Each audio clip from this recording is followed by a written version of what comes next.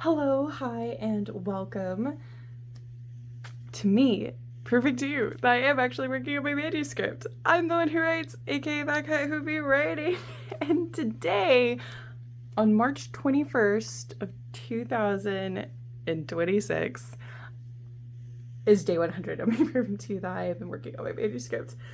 And I have written down a couple of things. I actually wrote it down a while ago when I started my writing retreat, of like a couple of things that I learned in my 100 days of working on my manuscript. So I wanted to break it down with you on this momentum day. First, we'll get some couple questions out of the way if you're not watching the shorts. I have been working for the last 100 days on my main manuscript, which is Project Green or Project Child Soldiers. And it's the one that I have been working on since I was 11, pretty consistently. I say consistently as in it's like the main one that I've been wanting to work on all the time, and it's the main one I'm constantly thinking of. I never have shelved it or set it aside for a different project. On December 10th of 2025, I decided to lock in, and I was going to work on that manuscript, and I was finally going to outline it. I mean, there's a myriad of reasons on why I never locked in sooner.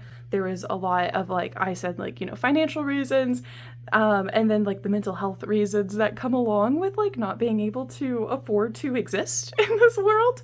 And then also there was some like physical health issues that I went through, and then physical health issues that my cat Delilah went through that needed my attention and meant that like I couldn't really write. But I was always thinking about this. I was always coming up with new scenes or new ideas, or even like sometimes alternate universes, which I think was like my brain kind of trying to cope of like, well, if we're not working on this project, then like what if we just like twisted things and then made it this project, then can we?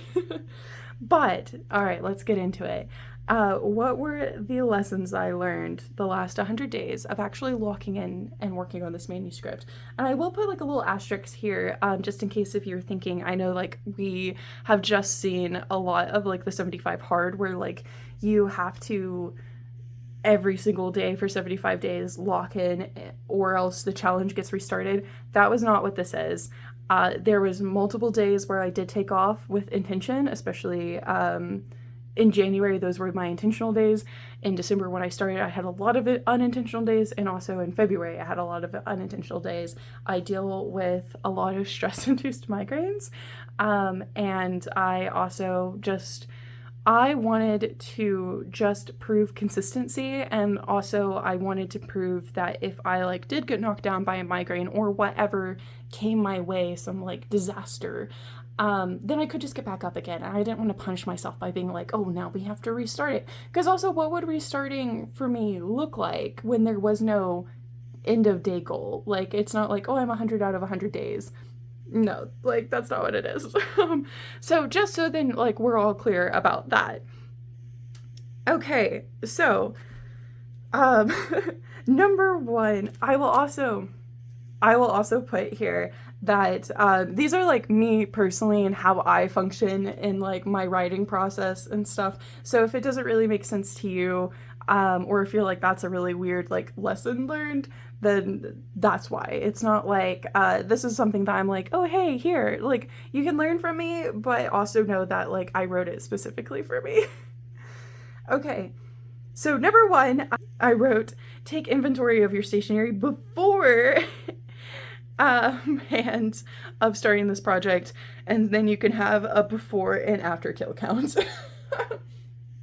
So what I mean by that is I'm going to use the sticky notepad as an example. So this is pretty thick. Let's say that like in the duration of me working on my manuscript, if I had just used these sticky notes, I get down to the very last one, and then therefore I like kill it off. It goes extinct because I no longer have it.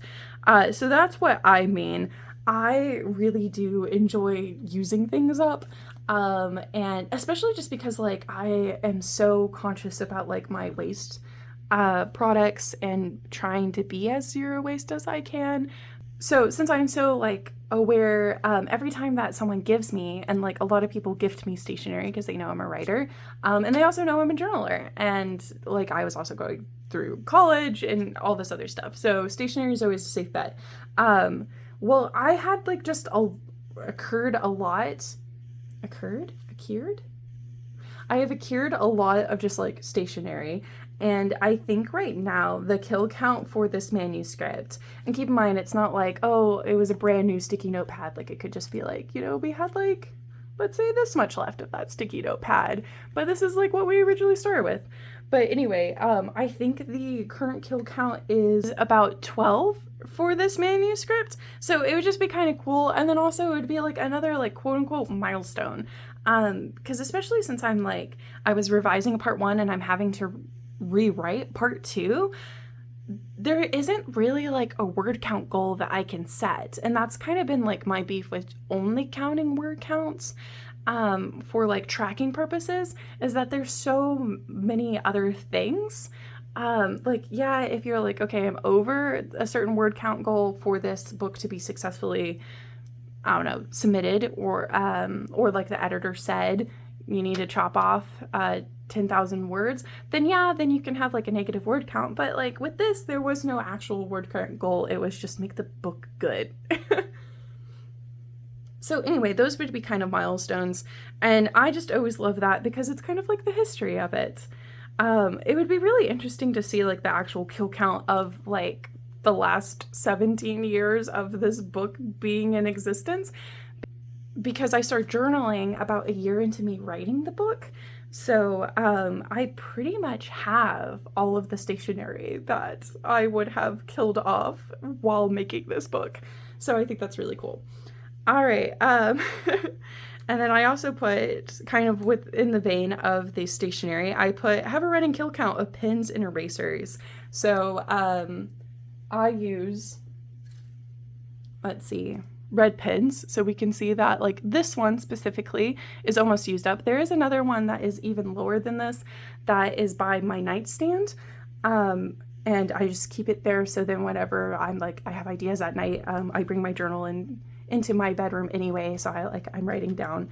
And then this pen is the pen that I've been using in the shorts, like pins like it. Okay, this one says, sorry I'm late, my cat was napping. I actually got this for Valentine's Day from a friend, and I think it was about a 5 pin set, and I think we're down to the last one, which ironically, I think this is the first one I started using, and I put it in my travel backpack, and then I used up all the others and killed them off, and then now she's the last one standing. And then write the days in big letters in the journal to keep track of what day you're on. So I did start doing this, I want to say like maybe around the 40s. And it was just because I was kind of getting confused. There were a couple of times where I try and post a short every single day. But because I only have 3 minutes to yap in the shorts, and sometimes on those days I had like a lot to yap about, and I knew that the shorts were not going to happen if I had to edit the shorts. If I had to script and edit them, it was not going to happen, because last August in 2025, I actually tried this, and I was outlining and I was making shorts. While I was outlining, it only took about like 3 weeks for me to finish that outline, but I needed to edit the shorts, and they obviously never happened because you guys never saw them. So I knew, I knew that that was like a no-go. So I do, like, sometimes I'll record the shorts again, but that's about it. There is no editing to them. But anyway, sometimes I would get so locked in, or I would have so many updates for a short that I would be kind of like, I would have cushion days. And so, which that was actually really good, because like my challenge was not to update a short on the day that it happened. My challenge was just to show consistency. If I got behind on the shorts, then sometimes I would kind of forget like what day I was on or what day I was talking about. So having these big kind of titles of the days really, really helped me. I'm blocking because there are some spoilers here. So writing like day and then 100 for today, obviously, has been really, really helpful. And I think I write this down a little bit later, but I guess we can like jump. I also realized that So I'm planning on actually querying this manuscript, right? But I will be outlining and then writing book 2 of the series. So I could write like, day 1 of querying and like maybe like day 5 of like me working on this other book. So it would just be really cool just like to keep track of it. So lesson number 4 that I learned is sometimes lying and saying that you're actually leaving your house or city or state to go on a retreat, even if you're actually just home because you couldn't afford to, is necessary. Just to be left alone. So I am actually on the second to last day of a locked in, locked at home writing retreat. So locked in as in this was all I wanted to focus on this week. I'm not doing household chores, like just the bare minimum. Like my house isn't a mess. But like, I'm just loading the dishwasher and that's pretty much it. My laundry is like stacking up in the laundry basket and everything else. And I'm only doing it if I feel like I need a break so then I can ponder over something. But that was kind of the goal. Originally, I wanted to actually leave, but that couldn't happen for a couple of reasons. So one, when I was originally planning this, I wanted a certain cabin in particular because it would bring me inspiration, and I wasn't quite sure. So I was planning it back in November prior to me really knowing about how long having both my Achilles tendons taken out would affect me. So I assumed by March that I would be like fine and able to drive. So A, I couldn't drive to this particular cabin. B, I couldn't drive to any other cabin that I was like, wow, this like really would inspire me and I would have such a great time and things like that. And C, I needed to keep going to physical therapy. So I needed to stay in my town. And also I did this over my birthday week. I basically asked myself, like, what would I really want for my birthday? And the number one thing that I absolutely wanted for my birthday was to get this book as close to finished as possible. And that's what I did. However, sometimes people don't really understand. And I think like it's just like I think it's good intentions, right? People want to see you, especially, and they want to celebrate you and whatever. But I think like sometimes, especially with creative works, and they talk about this in The Artist Way, that a lot of people are like, well, you can just like take a break and like let me take you out to lunch, or like you can just take a break and let me, like give you your gifts or things like that. And like that's cool if you choose to, but sometimes for certain people it is a-okay if you're like, oh, this person will not understand or will kind of have this mindset and I really need to lock in to announce, like I did on all my social media, that I was going to have my phone off for the next 9 days or so. And it's really been useful. And then you can just like answer people whenever you want, or you can like have a timer, and when that timer goes off, then you can turn on your phone and then answer people. So just basically do whatever you need to do in order to get what you need to get done, right? So number 5 was a big one, and one that I should have already known, but I just continuously fail at doing. And it is pre-plan milestone rewards, because you'll deer in the headlights when they come. So I finished revising part 1 and I finished outlining the new part 2 that I'm rewriting. And I had no idea how to celebrate. I think this can kind of be tricky because I think it really depends a lot on like budgets. Do you have a budget for the celebration? Do you have like money set aside and all this other stuff? And then also like just what would generally make you happy? I think with me, I have had a kind of like tricky relationship with doing something like, okay, let's say that I want to watch the Indiana Jones movies, and I could have been like, oh, I'm going to reward myself by allowing myself to watch the Indiana Jones movie. Never had an instance where even if I gave myself that reward, I'm like, I'm allowed to watch the Indiana Jones movies now because I did a good job, that I would not feel guilt doing that.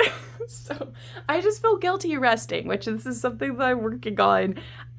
But yeah, and so it's also like difficult with like monetary values and things like that, especially because like until recently, I was on a super strict budget because I was like paying $500 a month just to get my legs to work again with physical therapy.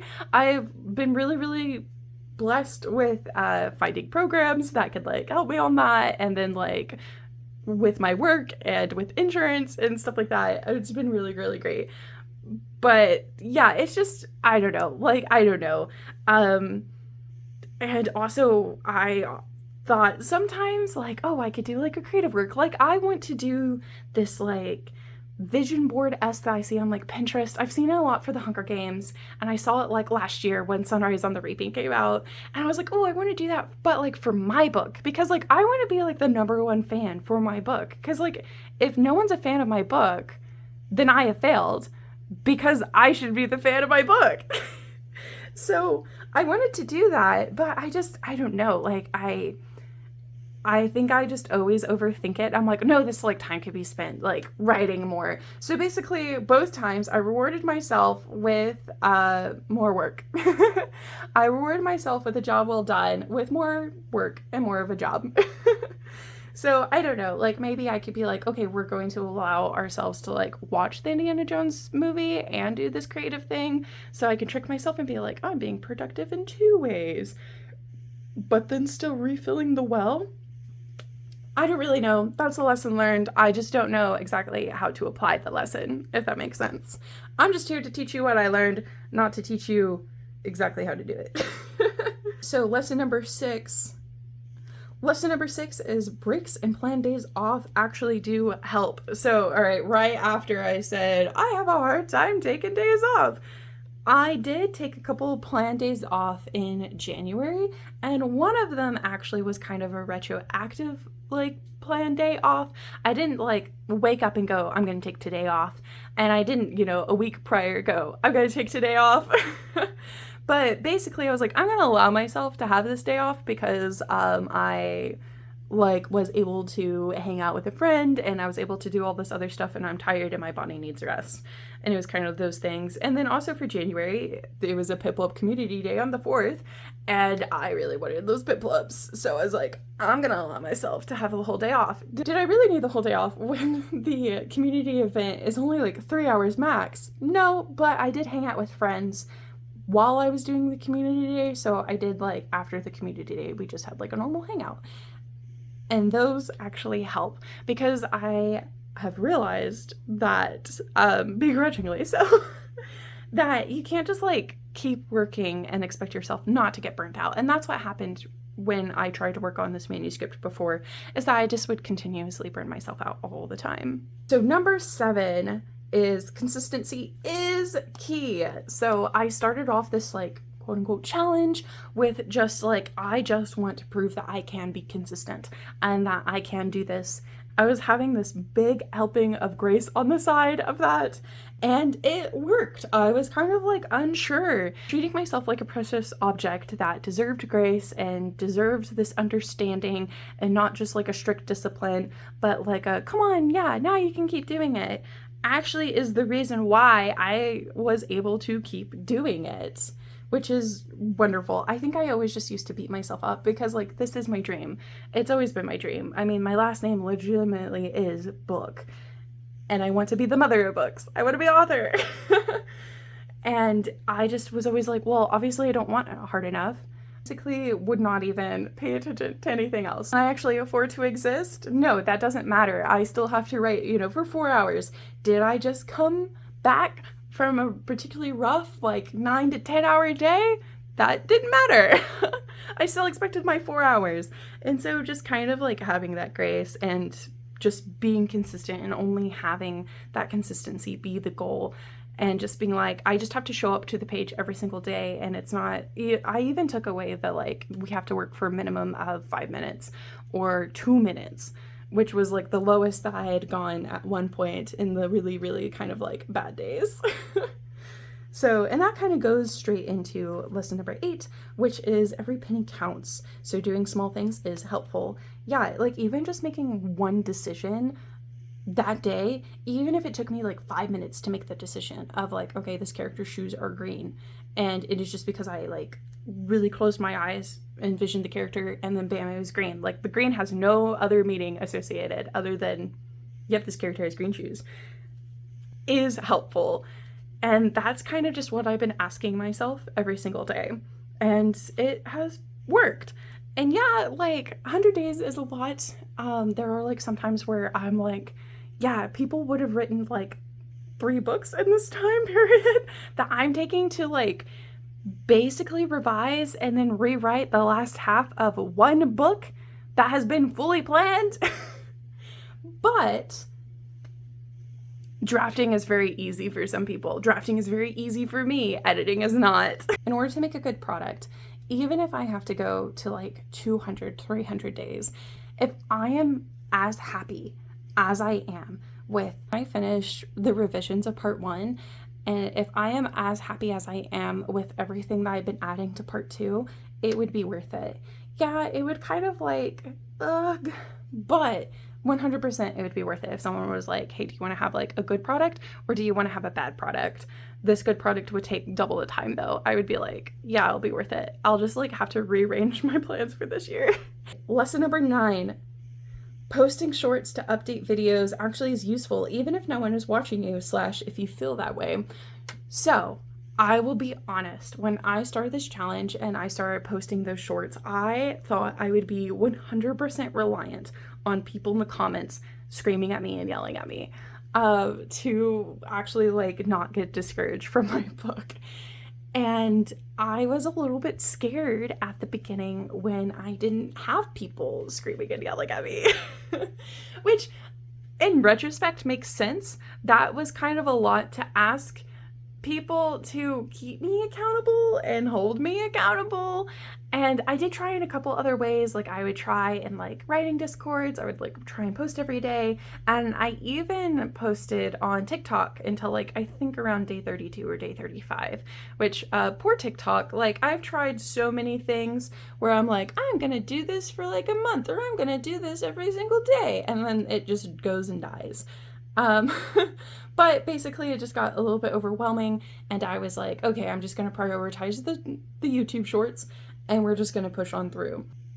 So I thought that I was going to be 100% reliant on other people holding me accountable, but really it was myself holding myself accountable, because it was like, well, I don't want to let this die again like I have done twice on TikTok, even though the second time on TikTok was the updates on the manuscript.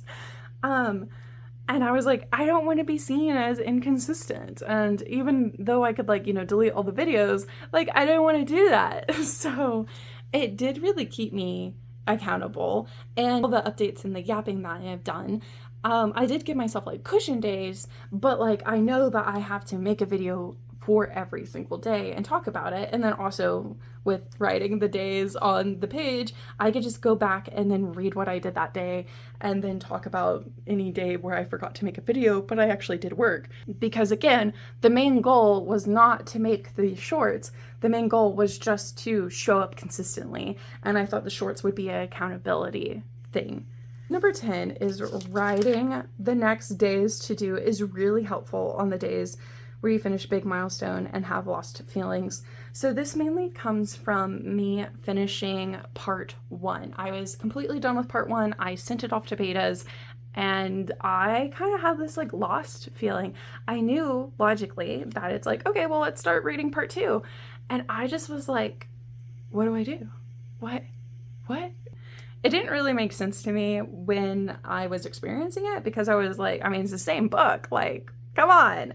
But just me sitting down and writing down like, okay, so goal 1, read the first chapter of part 2, goal 2.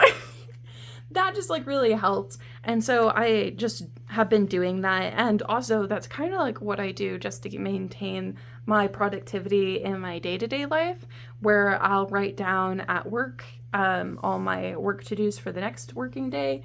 And then at home, I write down, if I need to edit a video, or if I need to film a video, or if I need to do a certain chore because it didn't get done the other day, like if it just takes longer than I thought. Those have always been really helpful.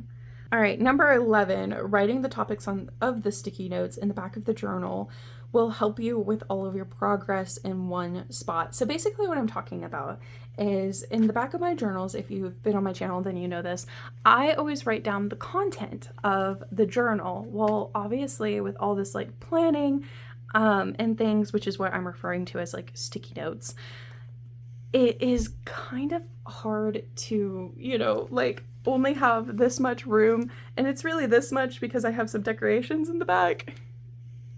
Okay, I had to make sure that it was safe to show you the back of this journal. So this is the contents I'm talking about, and then I'll write like the days that this journal took, and then the started and finished or books read. Sometimes I would have this, but I wanted to add, you know, a lot of stickers because I was writing, and then also it's my birthday month.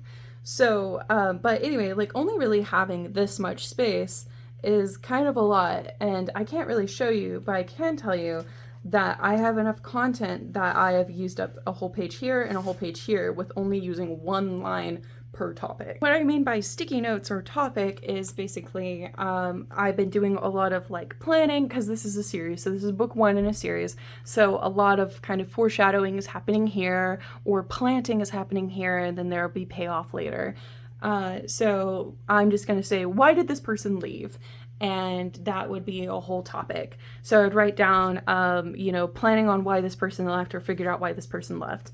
And in like bright blue highlighter, like I have here, I would write it down in the page, and then I would just be planning and planning and planning. And the reason why I call it a sticky note is because, again, with this like notepad, I will write down, you know, like, why did this person leave? And then I would put it on my bulletin board. And that's kind of how I've been like staying organized. So number 12 is the thing that I've already told you about, which is when you're out on submission, write down day blank of submission to keep track / day blank of working on this project to keep track. I think that would just be really cool. I saw a YouTuber do this, Christy Ann Jones. Her book is actually coming out. It is Theodora's Tea Shop. So that's really nice. But she had like a whole like submission video, and in the video it would say like day blank of, you know, submissions and things like that. And I thought, oh, that would be like so cool to keep track, so then you don't like have the math or whatever, because, you know, you can say like, okay, I went out in submission starting on this day, but, you know, I would just have it in my journal, and I really like that. All right, number 13, bring the sticky notes that you need to ponder over when you go out, so then you can still get work done away from home. And then also bring tape / glue to add them in. So basically, again, like what I'm saying about this is like, I'll just use the same topic.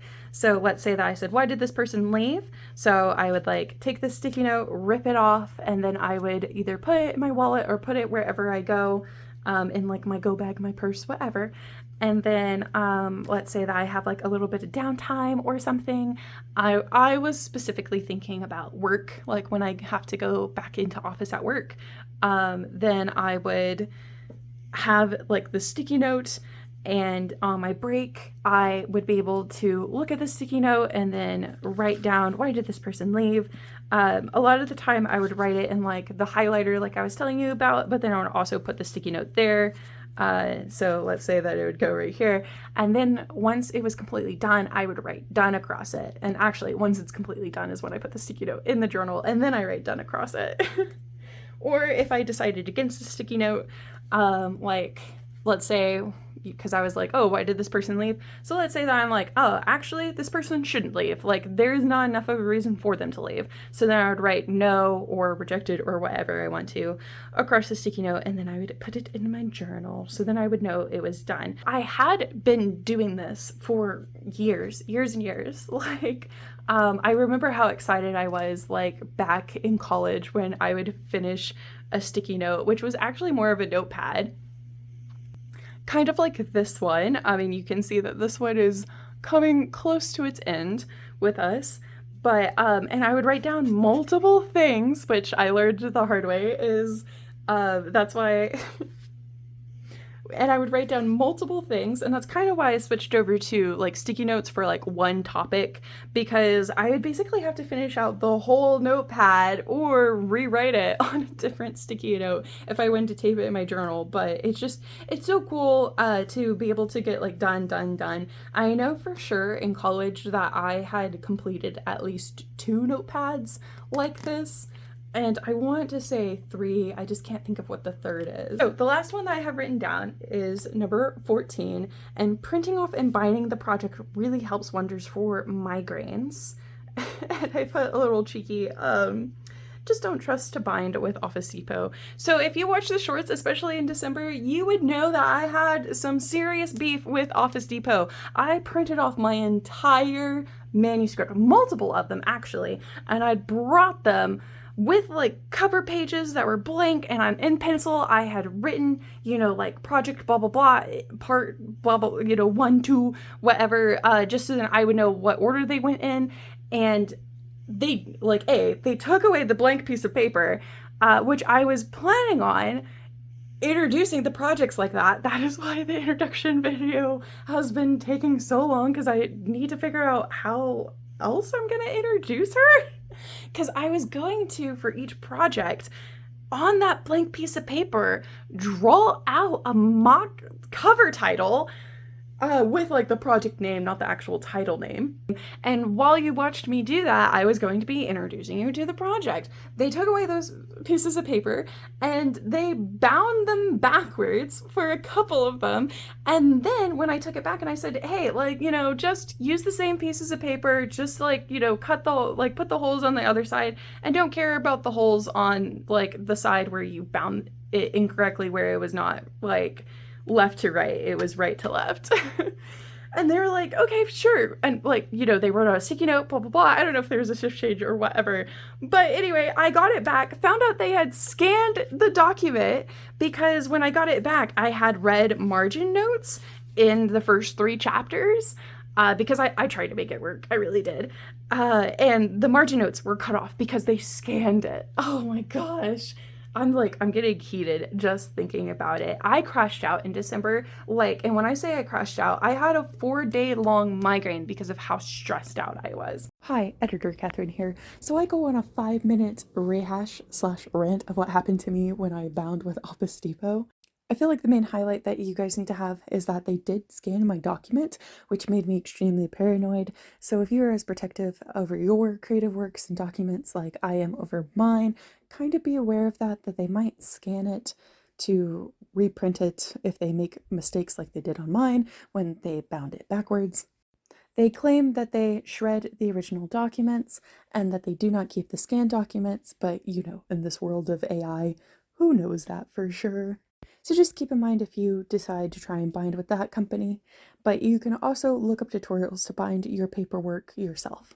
Being able to take the physical copies of the manuscript to my bed and do what I call pen edits, which is just the red pen edits. So let's say that this is a page, I'm just making all my edits.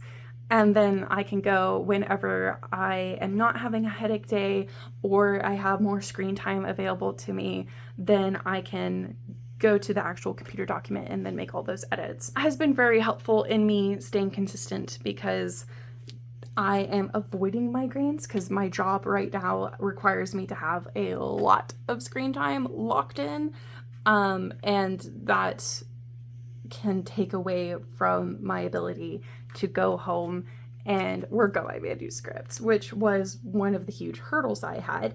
And I'm really glad that this has helped out. And then also I can take this elsewhere and go to a tea shop and read it and whatever. And I'm not dependent on bringing my laptop, and I'm not dependent on, does my laptop have enough charge? Hello, hi, post filming Catherine, not quite yet to editing Catherine. And I just wanted to hop on and say a couple of things that I forgot to say. When I was talking about having kind of all the topics that I had touched on in the journal in the back, having its own kind of table of contents, page. I didn't really like specify why that was so important. Like, it was written in the note, but I didn't go into detail about it, about how like at a glance it can be useful to be like, oh, I tackled like 42 topics and things like that. And it's because I've been sticking the sticky notes in my journals, so you'd have to like flip through the journals. And also, we started this in December 10th, so that was journal 158, and we're in journal 167. With this project, especially in this journal, which is the journal where I started doing that kind of table of contents in the back of the journal, it is because like I am planning basically like parts of the rest of the series, but I'm really only focusing on book 1 of the series. So it's really easy for me to forget about all of the bricks I'm laying for the future books. And I'm like, man, I'm still on chapter 15. Like, what the heck? Like, I'm not making any progress, especially when I took off a whole week to have the writing retreat. That's kind of how I felt. To combat that kind of like feeling of like, I'm not doing enough, or I wasted today, or blah, blah, blah, just because I was like, oh, I only moved from like page 1 to page 2 of chapter 15, but yet I've been working for 6 hours, which legitimately happened on one day of the retreat. It's really kind of nice to go back and then like write down that. It's really nice to go back and just look at that table of contents that I had. So that's why I think it's important, especially when you're in the plotting and planning phase, just because like a lot of it is like thinking time. At least for me. This is how it's working for me, though. Another thing that I wanted to say that I did not write down, these last 100 days, I've really proved to myself that I can do hard things. And that has kind of gotten me through it. Just reminding myself that I can do hard things. And like how many mishaps have happened in the last 100 days that like could have been reasons for a past Catherine to throw in the towel. Like the whole Office Depot misbinding my document. Actually multiple of my documents. And I think like within the week of me figuring out that that happened and like kind of crashing out about it, Delilah actually threw up on one of the documents and ruined a page. So yeah, and I had to get rid of that. So it was just kind of a lot of times where I did ask myself, like, is the universe trying to like challenge me and say like, oh, is she gonna give up if I throw this hardball at her? Or is this the universe saying, you gotta quit, kid? And I chose to say that the universe is challenging me, and I'm gonna step up to the plate and like swing that hardball back in its face and be like, not today. So, but yeah, overall, I'm very excited with the progress that I've made. And also now, like, I've been doing what I've been dreaming to do, and I've been taking my project very seriously. And I've also found out that getting this excited about the project again fuels me. Like, there's been multiple times where I, at like 2 a.m., I'm like, oh, I'm slowing down, I'm getting tired. But then, like, I will write down what I think is the last thought, and then bam, I'm rejuvenated again. I'm like, wait, but if this happens, then this, and then that, and then this, and then that, and then bam, I have a whole chapter, you know? So it's been really, really nice. And again, it's proving to me that I can do hard things. Of course, there's certain things that I have needed like outside help on, like for the migraines. I am on a prescription migraine medicine now. So that has helped. Well, like before I would just kind of like lay down and give up about it and be like, oh, today's like, you know, out because I have a migraine day. But it's really just shown me that I can be resilient and I can do hard things. And I just hope that that inspires you to also like maybe look at a project that you've been putting off, but it's like a passion project, but you've been overwhelmed. This manuscript specifically was a lot of source of me just being overwhelmed. It's just super complicated and it's super complex because I love that. I love it when stories are complicated and complex, but it also means I have to come up with it. Like if a villain is clever, it's because I have to be clever. So there's been many years where I've attempted this before and I have failed at it. And this has shown me that I can be resilient and I can do hard things and I can stay consistent even if it is tough. Like back in December, I took a lot of days off and I thought, oh, you know, the challenge is washed. But I came back And look at me now. Like, I finished part 1 and I'm like decently into part 2. So, yay! I really do hope that you can see me doing this and think about something that like maybe you felt overwhelmed but really, really want to do and be inspired to do it, because like just do it, kind of. Yeah, like so just do it and just keep at it, which I know like I specifically have heard that so much, but I think like when you actually embrace that saying, then you can like prove to yourself that you too could do hard things. But that is my lessons that I have learned, the 14 lessons I learned in the 100 days that I've been working on my main manuscript and showing you in the shorts. I hope that you enjoyed this video, and I hope that you always find a reason and an excuse to write. Bye-bye!